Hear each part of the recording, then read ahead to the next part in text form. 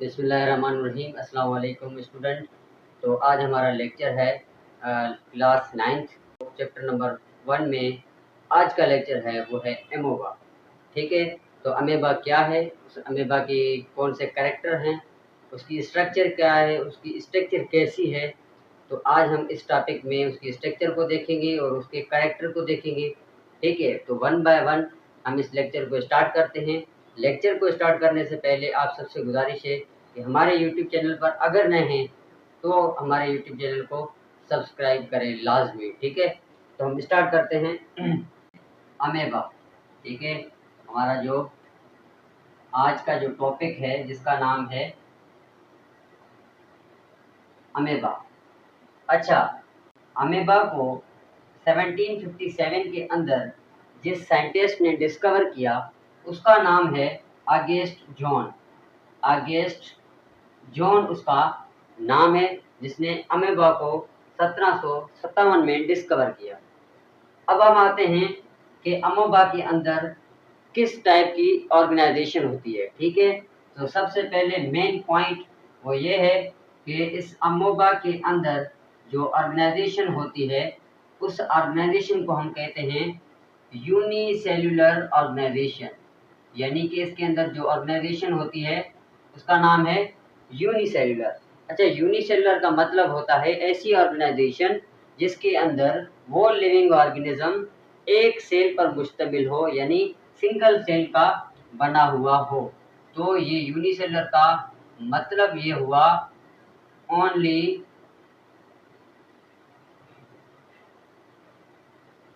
Single cell, यानी ऐसा living जो सिर्फ और सिर्फ एक सिंगल सेल पर मुश्तमिल हो, तो उसे हम कहते हैं यूनिसेल्युलर।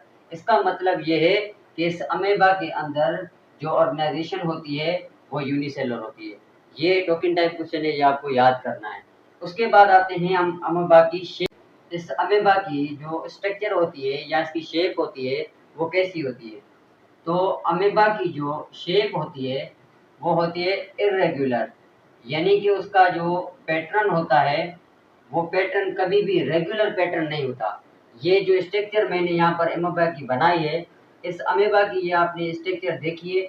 अभी मैंने इसकी स्ट्रक्चर ऐसी बनाई है, लेकिन इसकी स्ट्रक्चर हूबहू ऐसी नहीं होती।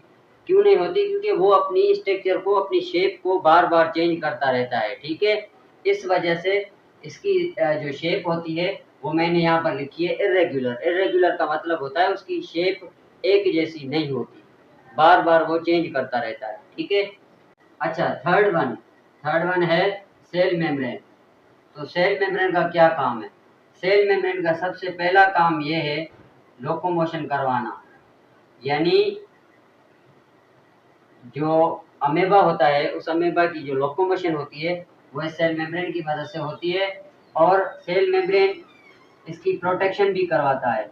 यानी सेल मेम्ब्रेन के अंदर दो काम होते हैं, एक काम होता है प्रोटेक्शन का और दूसरा काम होता है लोकोमोशन का। और ये सेल मेम्ब्रेन कहाँ पर होती है? ये आउटर मोस्ट बाउंड्री है, ये साइटोप्लाज्म पर मौजूद होती है। ठीक है, साइटोप्लाज्म अंदर वाली साइड होता है, साइटोप्लाज्म से बाहर वाले रीजन में ये सेल मेम्ब्रेन मौजूद होती है। ठीक है, ये इसकी जो पूरी स्ट्रक्चर है, इस पूरी स्ट्रक्चर में एक लिक्विड फिल होता है। जैसे मैंने यहाँ पर जो डॉट डॉट बनाए हैं, ठीक है, ये डॉट डॉट क्या है? ये बेसिकली लिक्विड है। और इन लिक्विड को हम नाम देते हैं साइटोप्लाज्म का। इन लिक्विड को हम क्या नाम देते हैं? साइटोप्लाज्म का नाम देते हैं। अच्छा, साइटोप्लाज्म, इस अमेबा के अंदर साइटोप्लाज्म दो किस्म के होते हैं। एक होता है आउटर और दूसरा होता है इनर। ठीक है, जो आउटर होता है उसे हम एक्टोप्लाज्म कहते हैं और जो इनर होता है उसे हम एंडोप्लाज्म कहते हैं। यानी आपको ये बात क्लियर हो गई। जो बाहर वाला होगा उसको हम बोलेंगे एक्टोप्लाज्म, जो अंदर वाला होगा उसे हम बोलेंगे एंडोप्लाज्म। जो बाहर वाला होगा वो जेल लाइक मूवमेंट करेगा और जो अंदर वाला होगा वो सोल लाइक मूवमेंट करेगा। ठीक है, ये बात आप चाहिए, सारे के सारे एमसीक्यू पॉइंट है, आपको बार बार याद करने हैं। ठीक है, उसके अलावा हम देखते हैं कि ये अमेबा जो होता है ये अपनी लोकोमोशन कैसे करता है। यानी कि वो एक जगह से दूसरी जगह किस तरह से जाता है। तो वो जाता है, इसके अंदर एक ऑर्गन मौजूद होता है जिसका नाम है सीडोपोडिया। इसका नाम क्या है? सीटोपोडिया। ये सीटोपोडिया दो काम करता है, एक तो उसको लोकोमोशन देता है और दूसरा काम ये देता है कि इसको जब फूड की ज़रूरत पड़ती है इस अमेबा को, तो फूड की ज़रूरत के लिए उसकी नीड को पूरा करने के लिए सीटोपोडिया की वो हेल्प लेता है। फिर वो क्या करता है, लोकोमोशन करता है, फिर वो अपने टारगेट तक पहुँचता है, फिर वो अपना वो जितना भी उसको फूड वगैरह की ज़रूरत होती है उसको क्या करता है, इंगल्फ करता है। फेगोसाइटोसिस का प्रोसेस आपने सुना होगा, पढ़ा होगा। फेगोसाइटोसिस ऐसा प्रोसेस जिसके अंदर खास तौर पर ये एमोबा और ह्यूमन बींग्स ऐसे करते हैं, यानी कि जो एमोबा इस फूड की ज़रूरत होती है तो सबसे पहले वो क्या करता है, उसके करीब जाता है, फिर करीब जाकर उसको इंगल्फ करता है, यानी कि उसको जकड़ लेता है। जैसे उसको जकड़ कर अंदर दाखिल करेगा, किसके अंदर, यहाँ पर लिखा हुआ है फूड वैक्यूल्स, इस फूड वैक्यूल के अंदर दाखिल करेगा। दाखिल करने के बाद जिसको ज़रूरत होगी वो डाइजेस्ट होगा और जो एक्स्ट्रा फूड होगा उसको सेल मेम्ब्रेन के ज़रिए वो बाहर खारिज कर देगा। ठीक है, तो ये जो सारा प्रोसेस करता है ये स्टार्ट कहाँ से होता है, सीटोपोडिया से होता है। तो सीटोपोडिया की मदद से ये लोकोमोशन का है।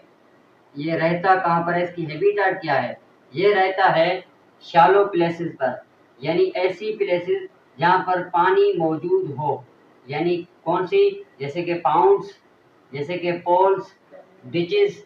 ठीक है, ऐसी ऐसी लोकेशन मैंने आपको बताई, पाउंड्स, पोल्स, ये नदी नाले होते हैं, यहाँ जो ऐसे मार्शी प्लेसेस होते हैं, ठीक है, वहाँ पर ये मौजूद होता है अमेबा।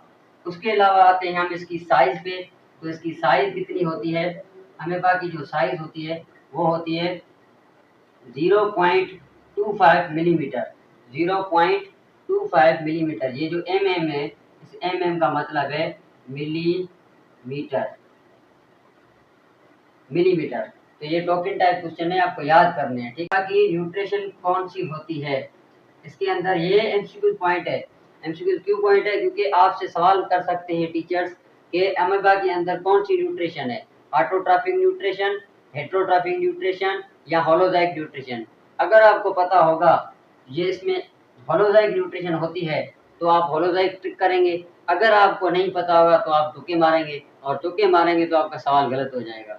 ठीक है, तो ये पॉइंट आप याद कर लें कि इस अमेबा के अंदर जो न्यूट्रिशन होती है उस न्यूट्रिशन का नाम है हेलोजोइक न्यूट्रिशन।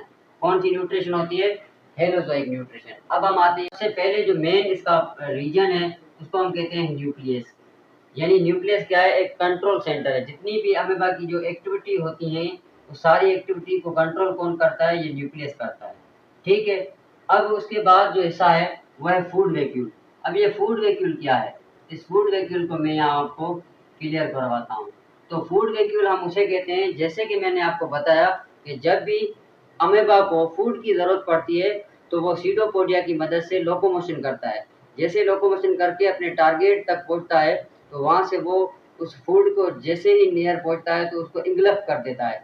इंगल्फ करके उसको अंदर बॉडी में दाखिल करता है और वो जो फूड होता है वो जाता है इस फूड वैक्यूल के पास। जैसे ही ये फूड वैक्यूल के पास जाएगा तो यहाँ पर डाइजेशन का प्रोसेस होगा, और डाइजेशन का प्रोसेस होगा कंट्रैक्टाइल वैक्यूल के अंदर यहाँ से यहाँ तक। ठीक है, तो यहाँ पर जो फूड होगा वो डाइजेस्ट होगा, जो रिमेनिंग फूड होगा वो इस सेल मेम्ब्रेन के पास आएगा। ठीक, किसके पास आएगा, सेल मेम्ब्रेन के पास। फिर सेल मेम्ब्रेन उस फूड को बाहर खारिज कर देगी, यानी कि वो क्या करेगी, उस फूड को एक्सपेल कर देगी, एक्सपेल आउट, यानी उसको बाहर खारिज कर देगी। ठीक है, पहले फूड आएगा इसके पास, उसके बाद डाइजेस्ट होगा इस कंट्रैक्टाइल वैक्यूल के अंदर, जो रिमेनिंग बचेगा उस रिमेनिंग फूड को सेल मेम्ब्रेन एक्सपेल आउट करके बाहर भेजेगी। और ऐसी न्यूट्रिशन को हम बोलते हैं होलोजाइक न्यूट्रिशन।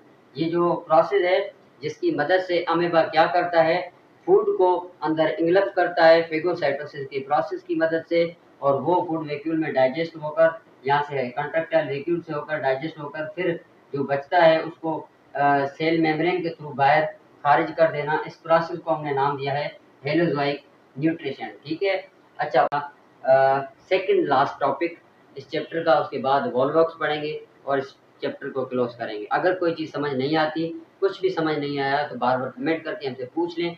अगर समझ में आ गया है तो वेल डन, हमारे चैनल को सब्सक्राइब कर दें और शेयर कर दें लाजमी। अल्लाह हाफिज़।